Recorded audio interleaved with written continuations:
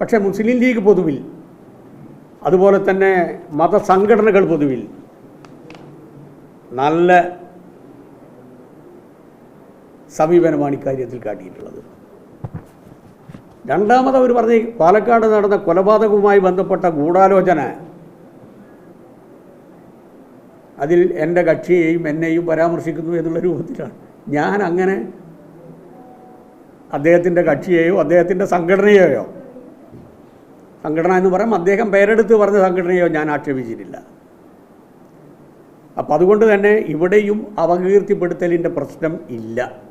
ഈ രണ്ട് കാര്യങ്ങളാണ് അതിൽ സൂചിപ്പിച്ചിട്ടുള്ളത്. അതുകൊണ്ട് നോട്ടീസ് എനിക്ക് ലഭിച്ചത് 9/1/2026 അതിന് ഞാൻ എൻ്റെ തന്നെ സുഹൃത്തും സഹപ്രവർത്തനവുമായിട്ടുള്ള സുപ്രീം ഹൈക്കോടതിയിലെ അഡ്വക്കേറ്റ് തോമസ് അബ്രഹാം വഴി മറുപടി അയക്കും. എനിക്ക് നോട്ടീസ് കിട്ടുന്നതിന് മുമ്പ് ഇത് TV സോഷ്യൽ മീഡിയയിൽ പ്രചരണത്തിന് കൊടുത്തത് എന്തുകൊണ്ടാണ്, അത് പ്രചരണമാക്കിയത് എന്തുകൊണ്ടാണ്, ഇത് വ്യക്തമാക്കണം. ഈ പറഞ്ഞ തുക കൊടുക്കാനുള്ള സാമ്പത്തിക ശേഷി എനിക്കില്ല. ഇല്ലെങ്കിൽ പോലും 1 കോടി രൂപ ഞാൻ ഇതിൻ്റെ പേരിൽ എന്നെ ശിക്ഷിച്ചിരിക്കുന്നു, നിങ്ങൾ തരണമെന്ന് പറഞ്ഞാൽ ഒരു 100 മുസ്ലിം സുഹൃത്തുക്കൾ ഓരോ ലക്ഷം രൂപ തരാൻ ഇന്ന് എൻ്റെ കയ്യിലുണ്ട്. അതെൻ്റെ പാർട്ടിയിലെ മുസ്ലിങ്ങൾ മാത്രമല്ല. അതാദ്യം മനസ്സിലായിക്കോളണം. ഞാൻ എൻ്റെ ജനനം നാദാപുരത്ത് ആദ്യം മനസ്സിലായിക്കോളണം. അവിടെയുള്ള മുസ്ലിം ലീഗിൻ്റെ ഒരു നേതാവ് ബംഗളത്ത് മുഹമ്മദ് ഓർത്തോളൂ, നാദാപുരം നിയോജക മണ്ഡലം പ്രസിഡൻ്റാണ്. 2018 ഞാൻ അവിടെ ഒരു സ്ഥാപനം കൊണ്ടുവന്നു. കൊണ്ടോട്ടി മൊയിൻകുട്ടി വൈദ്യർ മാപ്പിള അക്കാദമിയുടെ ഉപശാഖ കേരളത്തിൽ ആദ്യമായിട്ട്. ലീഗുകാർക്ക് കൊണ്ടുവരാൻ കഴിഞ്ഞതല്ല. മനോഹരമായൊരു കെട്ടിടമുണ്ടായി. അത് ഞാൻ ഉദ്ഘാടനം ചെയ്തുകൊണ്ട് എൻ്റെ പ്രസംഗം കഴിഞ്ഞതിന് ശേഷം ബംഗളത്ത് പറഞ്ഞത് കേട്ടോളൂ. AK ബാലൻ ഈ നാടിൻ്റെ അഹങ്കാരവും അഭിമാനവുമാണ്. അദ്ദേഹം CPMൻ്റെ നേതാവ് മാത്രമല്ല, ലീഗിൻ്റെയും കൂടിയ നേതാവാണ്. മുസ്ലിം ലീഗിൻ്റെ തൂണേരിയിലുള്ള ഒരു വാർഡ്, അതെൻ്റെ വീടിൻ്റെ അടുത്താണ്, കക്കമ്പള്ളി തൂണേരി ബൈപ്പാസ് റോഡ്, 4 കോടി രൂപയിൽ ഞാൻ പണി പൂർത്തീകരിച്ചു.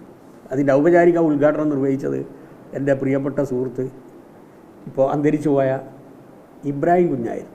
അദ്ദേഹം എൻ്റെ വീട്ടിൽ വന്ന് എൻ്റെ അമ്മേൻ്റെ കൂടെ ഇരുന്ന് ബ്രേക്ക്ഫാസ്റ്റ് കഴിച്ചതാണ്.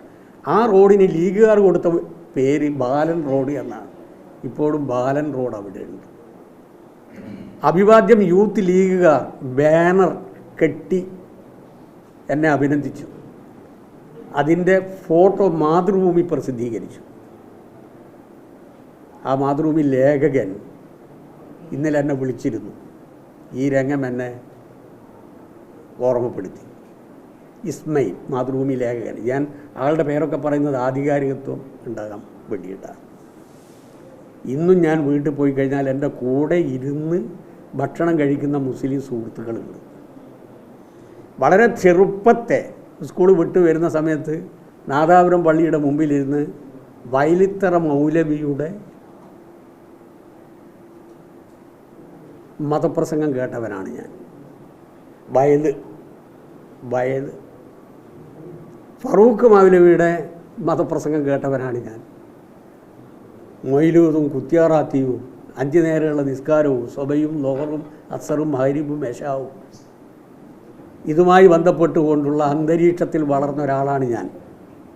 ഈ അടുത്ത കാലത്താണ് ഈ വയലിത്തറ മൗലവി, അദ്ദേഹം ആലപ്പുഴക്കാരനാണ്, അരിപ്പാട്, മരിക്കുന്നതിൻ്റെ കുറച്ച് ദിവസം മുമ്പാണ് അദ്ദേഹത്തിൻ്റെ മകൻ എന്നെ വിളിച്ചിട്ട് ബാപ്പാക്ക് നിങ്ങളെ കാണണം എന്നാഗ്രഹമുണ്ടെന്ന് പറഞ്ഞു. അതിനുള്ള കാരണം മാധ്യമത്തിൽ എൻ്റെ ഒരു ലേഖനം വന്നു.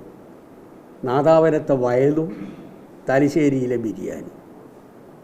നിർഭാഗ്യവശാൽ എനിക്ക് അദ്ദേഹത്തെ കാണാൻ കഴിഞ്ഞില്ല. ഖുർആൻ ഞാൻ ഇഷ്ടപ്പെട്ട ഒരു മതഗ്രന്ഥമാണ്. ഹൈക്കൽ എഴുതിയ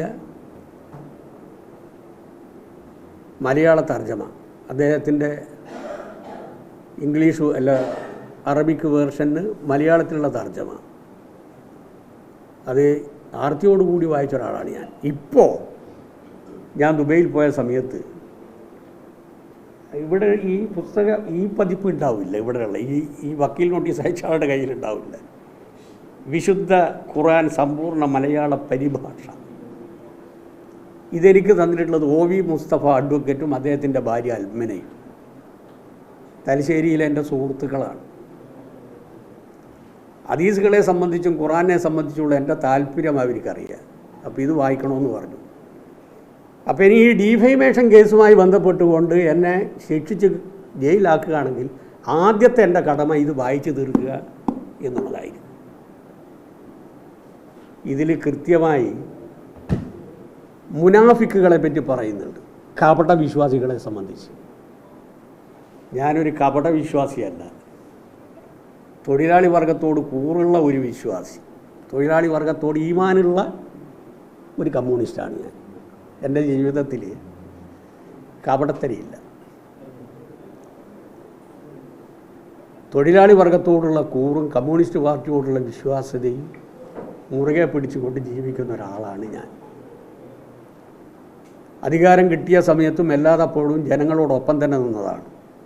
എൻ്റെ മണ്ഡലത്തിൽ ഞാൻ ശ്രദ്ധിച്ചതുപോലെ തന്നെ ന്യൂനപക്ഷങ്ങൾക്ക് നല്ല സ്വാധീനമുള്ള നാദാപുരം മണ്ഡലം, പ്രത്യേകിച്ച് തൂണേരി നാദാപുരം പഞ്ചായത്തുകളിൽ ഒരു ഗവൺമെൻറ്റിനും ചെയ്യാൻ സാധിക്കാത്ത കാര്യങ്ങൾ ഞാൻ ചെയ്തിട്ടുണ്ട്. 3 ഹൈഡൽ പദ്ധതികൾ അവിടെ യാഥാർത്ഥ്യമാക്കി. ഒരു ഇലക്ട്രിസിറ്റി ഡിവിഷൻ കല്ലാച്ചിയിൽ യാഥാർത്ഥ്യമാക്കി. കേരളത്തിൽ ആദ്യമായി ഞാൻ എൻ്റെ തൂണേരി പഞ്ചായത്തിലാണ് ഒരു സെക്ഷൻ ഓഫീസ്, ലീഗിൻ്റെ പഞ്ചായത്താണ്, അവിടെ കൊണ്ടുവന്നത്. ആ ലീഗിൻ്റെ പഞ്ചായത്തിൽ തന്നെ ഒരു ITI ഞാൻ കൊണ്ടുവന്നു. വെള്ളൂർ പി രാഘവൻ്റെ പേരിൽ ഒരു സാംസ്കാരിക നിലയം കൊണ്ടുവന്നു. ബേക്കോട് കമ്മ്യൂണിറ്റി ഡെവലപ്മെൻറ്റ് കോർപ്പറേഷൻ്റെ കീഴിൽ അതിമനോഹരമായ ഒരു ബ്രാഞ്ച് നാദാപുരത്ത് ഞാൻ കൊണ്ടുവന്നു. സർവോപരി ഇന്നേ വരെ ആരും ചെയ്യാത്ത മാപ്പിള അക്കാദമി, അതും അവിടെ യാഥാർത്ഥ്യമാണ്. അപ്പോൾ അവിടെയുള്ള മുസ്ലിമായാലും എന്നെ അറിയുന്ന മറ്റിതര പ്രദേശങ്ങളിലെ മുസ്ലിമായാലും ഞാനൊരു മുസ്ലിം വിരുദ്ധനാണ് എന്ന് ചിത്രീകരിക്കുമ്പോൾ ഈ ചരിത്രം ഒന്ന് ഓർക്കുന്നത് നല്ലതാണ്. ചുരുക്കി പറയാം, 10 പൈസ എൻ്റെ അടുക്കൽ കിട്ടുമെന്ന് വിചാരിച്ചിട്ട് ജമാഅത്തെ കേസിന് കൊടുക്കട്ടെ. മരണം വരെ 10 പൈസ ഞാൻ കൊടുക്കില്ല. അത്ര ദാരിദ്ര്യം അവർക്കുണ്ടെങ്കിൽ പൈസ ഉണ്ടാക്കാനുള്ള വഴി ഞാൻ പറഞ്ഞു കൊടുക്കാം. പൈസ ഇല്ലാത്തൊരു പാർട്ടിയൊന്നല്ലല്ലോ. മാപ്പ് എൻ്റെ ജീവിതത്തിലേ ഉണ്ടാവില്ല ഇക്കാര്യത്തിൽ.